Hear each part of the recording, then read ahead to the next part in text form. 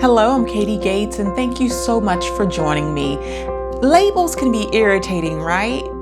Of course they can. We've all put on our favorite t-shirts or our favorite jeans and find that we're being stuck or poked by labels or the labels that's inside of the clothing. And sometimes that requires us to rip or cut those labels out to give us comfort, right? And so most of the time we do that. I know I've done that to a whole lot of my clothes, and I'm sure that you have too. But today I want to discuss a different type of label. We grew up hearing them. A lot of us still hear these labels on a daily basis. And to make matters worse, a lot of us then take those labels and apply them to ourselves. What do I mean by that? Well, like I said, thank you for joining me, and let's get into it. So labels, when I speak about labels, other than a clothing label or a record label or something like that, I'm speaking of labels that we allow either ourselves or other people to place upon us. Because like clothing labels or anything of the such, labels that we allow other people to place upon us can be very irritating. Not only that, the labels that we place upon ourselves can be just as irritating. So in other words, hearing things like, you're just like your father growing up, or you're going to be worthless just like your mother, or I think you should be more like this or that, or you're going to be a failure just like your brother, and other stereotypical labels that we've either heard growing up, or we heard other people being called those things, or those things being said to other people. All stereotypical labels that impact us on such a profound level that we then take those things, which are truly other people's perceptions of us, we take those things, those labels, and then we apply them to ourselves. And for most people, they become stuck. Those labels are very sticky, and they become very hard to remove. But like anything else, there's always a way. So, like I said, labels aren't just about other people judging you or placing their perceived perception or, how they feel upon you, but we also judge ourselves.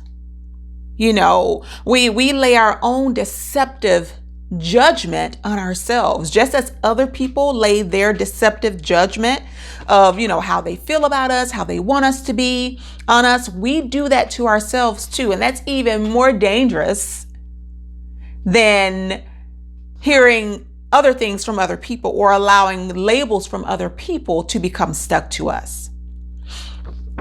So in essence, labels are a way of judging ourselves. They're a way for other people to judge us. Remember when I said you're just like your father, or you're going to be a failure just like your brother?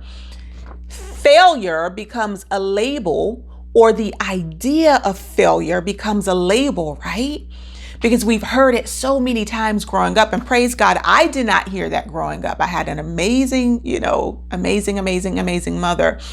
I didn't hear that growing up. But for those who did hear that growing up, the idea of becoming a failure then becomes a very real possibility, because that label has been applied to them and it has become stuck up here and in the heart space.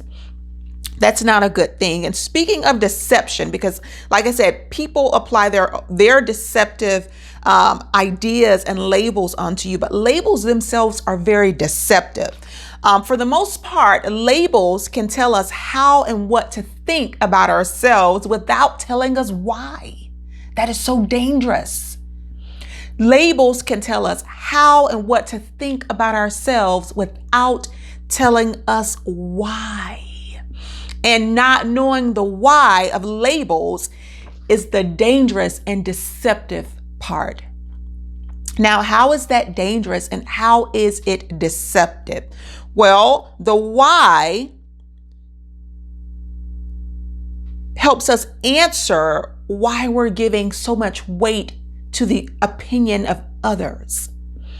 The why is our perception of, it helps us answer the question of, why is my perception of self so negative? If you know the why, you can answer those questions. Why am I giving so much thought to the opinion of others? And why is my perception of myself so negative? Because everything has a root cause, right? And so if we can answer those questions of the why, we then can help unstick ourselves from those labels that are stuck to us. And so not knowing the answers to those questions puts us in a shared pool called confused, right? Not being able to answer the why puts you in a shared pool called confusion. So it's like a huge pool, lots of space, and a lot of people are in it. They're in the pool just standing, moving, walking around because they're confused, because they don't understand the why behind, why they feel so low about themselves or why they're allowing other people to make them feel so low about themselves. So we end up, right, swimming in that same pool, although we're not swimming, we're just lurking. We're not even drowning yet. That's a possibility. We're just standing, lurking, swaying because we're lost in the pool of confusion. And that's a pool you don't want to swim in. That's a pool I don't want anyone to swim in. Because when you're stuck in a body of water called confusion, you're all over the place. Just scattered-minded, lost. And that's a very, very, very dangerous place to be. Why is that? Why is it so dangerous? Well, because when we don't know who we are, we become who people want us to be. If you don't know who you are, you will become whomever other people want you to be. They can tell you who to be or how to act or how you need to dress or how you need to sound. They can tell you that they don't like this about you and you're going to break your neck to change what they don't like about you. So that's why it's so dangerous, because if you don't know who you are, people will tell you who you are and you will become that person. And sooner or later, we tend to take on so many identities when we don't know who we are that we no longer know ourselves. Even if there was a little bit of knowing, the possibility of knowing who we may be, we lose that when we take on so many identities because other people want us to be this, or they want us to be that, or they want to see us dress like that, or sound like that, or behave like that. A very, very, very dangerous pool to be in. And I am living proof that people will try and do that to you, especially people that don't understand you or, understand your motives. They will try and ascribe their own thought processes or their identities of who you are or who they want you to be onto you. And that's a very, very dangerous pool to be in. So that's why knowing why we do and say the things that we do is important, because knowing, listen to this, knowing helps us peel the labels, but not knowing keeps us stuck. That's why it's so important that we understand who we are as a person, not who they want us to be, or not who he thinks you should be, or not who she feels that she wants you to be, but who you are and who you need to be. Because sometimes we want to be something contrary to whom we need to be. But who you need to be is going to help you become the best version of yourself in this life. So that's how you know you're on the right path a lot of the times, because when we're doing things that's propelling us to become the very best version of ourselves, most of the time we are on the right path. Now, when we're not doing those things, most of the time we are on the wrong path. And some people will say that there's no right or wrong path, but I believe that there is a set path for everyone. Many roads, sometimes we take many roads to get there, but there's still a set path. Because to truly live, not be a walking dead vessel. You're walking and you're breathing, but you're not really living. But to truly live, we have to be doing good things, right? We have to believe that we are good enough to be good, to achieve good, to do good, to want good. So that's how you'll know if you're on that right path or not. Now, something else that I found profound about labels when I was deep diving into this study, into my research, a lot of people believe that labels are unchangeable. So in other words, they believe that once they have labeled themselves, or once they have allowed someone else to label them, they can't change. They've made up in their minds up here that I've been told that's who I am, so that's who I'm going to be. I've been told that that's what I should do, so that's what I'm going to do. I've been told that I'm going to be a failure, so you know what? I am going to be a da-da-da-da-da. And so a lot of people feel that those labels are not changeable. And because they feel that they aren't changeable, most of the time, those people don't change. Another dangerous position to put ourselves in. To be unteachable is a very dangerous position to put ourselves in. And so, as I stated earlier, hearing comments like "you're just like your father" may not be the best compliment for a whole lot of people out there. Especially men, growing up hearing, "you're going to be just like your father." Normally, if that was said to you, that was because your father may not have been the best character for you or for your mother or whomever while growing up. And so when you hear that compliment or that label, you're going to be just like your father. If your father didn't have the best qualities, hearing that you're just like him may impact the way you feel and see yourself. And it really does to a lot of men. Here, it's kind of a way to degrade a person's character before they have the opportunity to bloom into the being that they're meant to become. So, in other words, it stunts the growth of that seed, because the male is a seed of his father. And when you hear a degrading comment like "you're going to be just like your father," most of the time, men can hear that and it will impact the way they feel and see themselves. Very dangerous place to be in. And so once you accept that label of being just like your father, men or, women or whomever, once you accept that label, because see, we have to accept labels, right? People can call us anything and say anything about us, but the labels have no power unless we accept them and allow them to stick to us.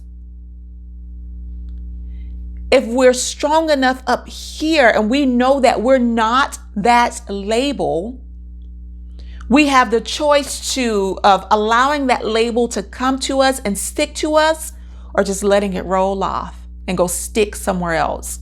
Hopefully on a piece of paper somewhere, not onto someone else. But we have that power. But once we accept the label of being just like so-and-so, or, being a failure, we begin taking on characteristics of that label. Just like when when someone says to a male, you're just like your father, you're going to be just like your father. The male begins to take on his father's characteristics. And before long, he becomes the very essence of his father. So if his father behaved in a negative manner growing up, the male child begins behaving in that same manner. Because that label has been said from the mouth, has went out. The child or the teenager, or whomever, the male child, teenager, they heard the label. And instead of saying, you know what, I'm not going to choose to accept that label, they do the complete opposite. They accept the label, they hear it, digest it, whatever, and that label becomes stuck to them. And most of the time it's there for a very long time. A very, very dangerous place to be in. So in other words, we begin living labels. So instead of being living beings walking our own destiny, we become living labels. And most of the time we're walking someone else's destiny, a label that has been applied to us, instead of walking our own destiny. So, like I said, we become those labels. And not to mention, we take on titles from people that we may not know well, and they may not know us well. That goes back to understanding the why behind the label. Because if we understand the why behind the label that we've chosen to accept, we'll understand why we allow someone else's thoughts of us to impact us so much. That's why we have to know the why, because when we know the why, we won't be worried about someone else's label or thoughts of us changing us or impacting us or making us feel like this or making us do that. So it's a very scary thing when we don't know the why. It's a very scary thing when we allow people that we don't know or barely know or people that barely know us. It's a scary thing to allow their thoughts of us to know us, right? So at the end of it all, in order to remove the labels, we have to start doing the work. And what do I mean by that? We have to answer the why, as to why are we behaving like we are behaving? Why is my opinion of me so negative? Why am I allowing other people's opinion of me to impact me in such a negative way? Because most often labels aren't positive labels. I mean, just look at the world. I believe that if most labels stuck to people were positive, we'd see a very different world. Most labels stuck to people aren't positive labels. They're negative. And so what does that mean? That means that we have to answer that why. And it may be painful. I'm not going to sit here and say that it's going to be easy, because a lot of people will say, well, that's easier said than done. But I can't say it or explain it to you or teach it to you if I have not done it.